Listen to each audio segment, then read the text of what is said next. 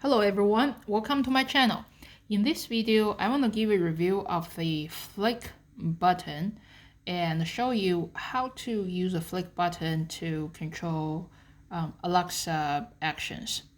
So nowadays, whenever we talk about smart home, no matter whether it's Alexa or Google or maybe Apple, it's mostly voice control, right? You use your voice to say, "Hey Alexa," to do something.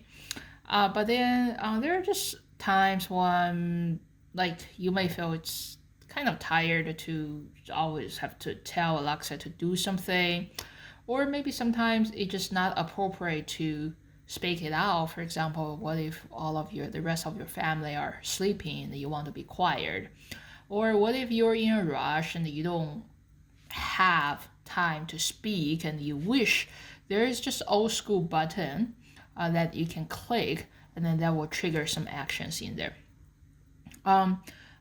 So I actually did a lot of research and trying to find such a solution, and this is one solution I find that actually works. So first of all, I want to talk about like my situation. Several years ago, I replaced all of my switches, light switches in this house with smart switches. I also put together some smart blinds. I have some like smart plugs. The idea is I'm hoping that, say, if I'm leaving the house or if I'm going to bed, I can just use one command to turn off everything in this house. I don't have to go everywhere. I used to just say, "Alexa, turn off everything," or "Alexa, good night," and I program a routine in there. But then sometimes I find it's inconvenient to always speak it out. So that's why I want to have a button. I just click it and then it will turn off everything in there. This is actually one of the company that makes such a solution. It's called Flic. It's not cheap, I would say. So a button is about like more than $20, maybe $25 a button in there. If you think about such a small button, why so expensive, right? And I guess they are a software company. There's cost for their software too, right? Even though their app is free. Now I want to show you their app in there. There are actually two ways to use this button. You can buy a hub.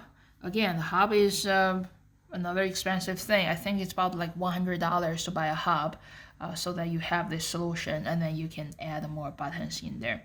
I think the advantage of the hub is probably you can control more buttons, and then they can probably stay with a longer distance between the hub in there. I did not go for that route, and what I did is the other option, which is called a phone option. So what they're doing is you don't have to buy a hub. You simply connect the button to your phone, and then they communicate by Bluetooth communication. And then literally when you trigger the button, it's sending one command to this app, and then it's really this app that's sending command to Alexa to trigger something in there. So one thing I want to mention is like if you see top of my phone, there's icon in there. So I think if you choose this option to have button connected to your phone, you will always see this thing showing on top of the phone. I guess I'm okay with it. Some people may find it's annoying. Just a heads up in there. This thing will always be in there. It may be draining some battery. I don't know. I haven't seen any significant difference in there. But then I think it's probably draining some battery in there. So anyway, I just want to show you now how to get it connected. So as you can see, I already programmed the one button. I'm just going to use another button to show you because I bought a pack of 3.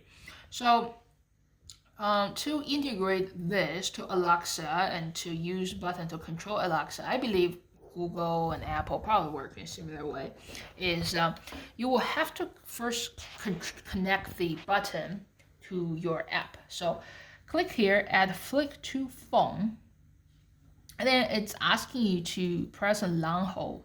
Now I press a long hold.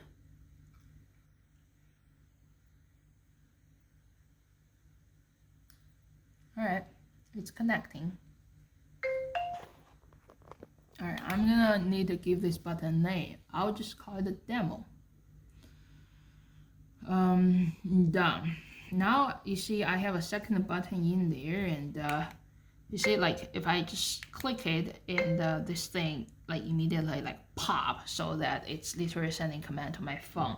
There are actually 3 actions you can do. I believe there's a single click, there's long click, and then there's like quick double click in there. So you will first have to like give it some name and program in here. Just say what do you want to do with each action. So there are 3 things you can do. Meaning like there are 3 routines you can program in Alexa using one button. I'm just gonna use one example. For example, if you want the single click to trigger anything, so you have to click here, and then go to Smart Home, and the first is actually Alexa, and then they actually show you some simple instructions in there. You have to first set it up here before you go to Alexa. So save action. Now you have this demo button doing single click, and then it will know that it's gonna trigger something in Alexa. Then now let's go to Alexa.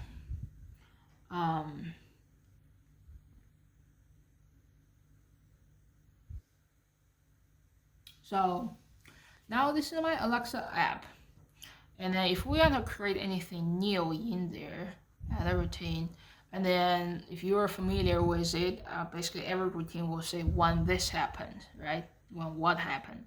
It can be voice, which is what we mostly used to. You tell Alexa, hey Alexa, turn on something, turn off this entire house, or fix time in there. So this button is actually under Smart Home. It's already there, see? The demo button I just added, and then the single click. So when demo click is pressed, what do you want Alexa to do?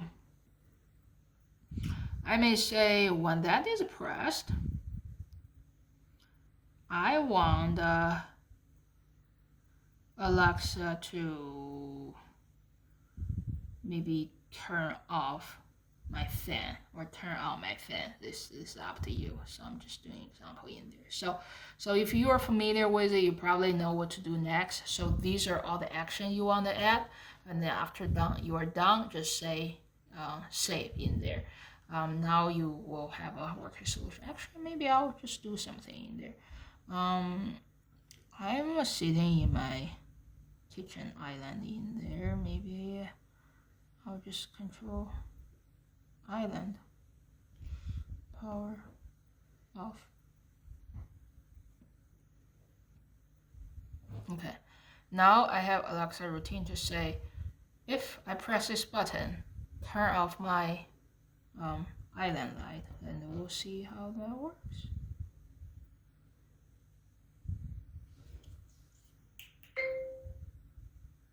All right, it's all dark. See, it's working now.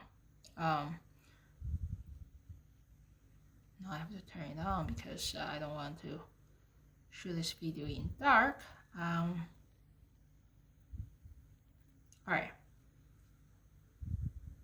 So this is how you use the Flic button.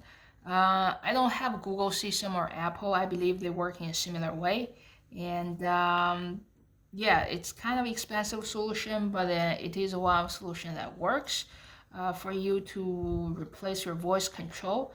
And then it's kind of neat looking button. I like it's all plastic in there, a really nice feeling.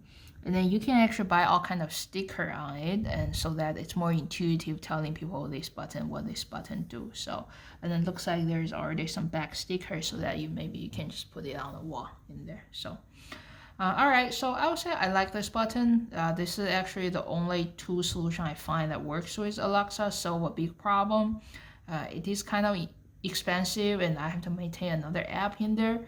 So I hope you like it, and this video help you to make the choice in there. I have another video. I will talk about another solution that works Alexa. So feel free to watch the other video. All right, thank you for watching my video. If you find my video helpful, please subscribe to my channel.